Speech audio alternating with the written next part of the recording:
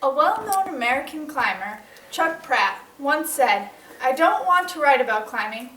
I don't want to talk about it. I don't want to photograph it. I don't want to think about it. All I want to do is do it."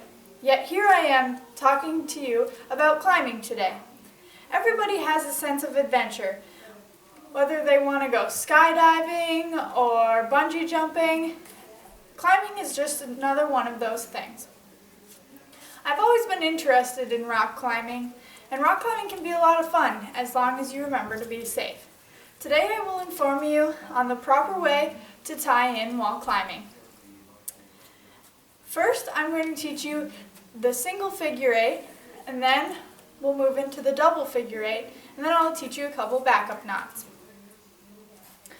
The first part about learning to tie in is learning the single figure eight knot. First, you want to make sure you have enough rope, so you want about an arm's length. And there are 3 steps to tying this part. First, you want to make a little loop like this. I like to call it the alien head. And then you want to choke the alien, so you're going to wrap the rope around, and then you're going to stab him in the eye, and you're going to bring the rope through. And you're going to pull it tight, and you should end up with an 8 in the rope like this. And now that we've tied the single figure eight knot, we're going to move into the double figure eight knot. Discovery News says it is the most common and also the strongest knot used to tie in. So the first step is that you want to bring the rope through the hard points on your harness. That is this point right here and this point right here. You want to make sure that you're going to bring it through both of those spots.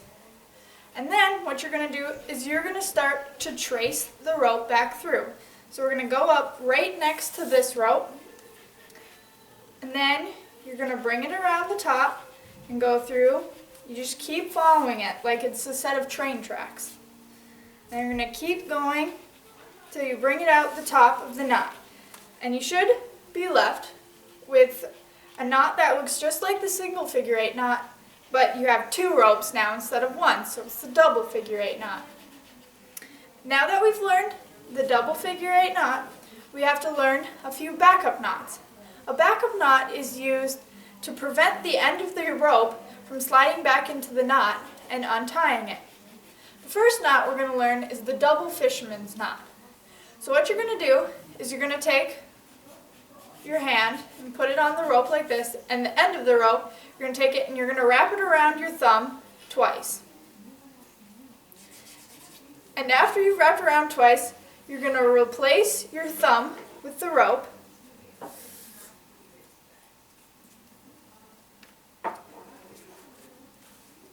And then you're left with a little knot on top like this. This is the double fisherman's knot. The other knot we're going to learn is the Yosemite finish. With the Yosemite finish, what you want to do is you want to just wrap the end of the rope around the top rope, and you just want to tuck it back down into the bottom part of the knot right here.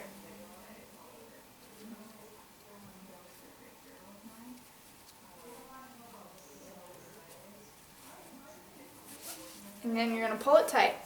And you want to make sure that that rope lines up with the 3 ropes and goes down towards the bottom.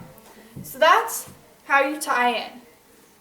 And it's important to remember all the steps to tying your knot, because the backup knots are just as important as the regular knots.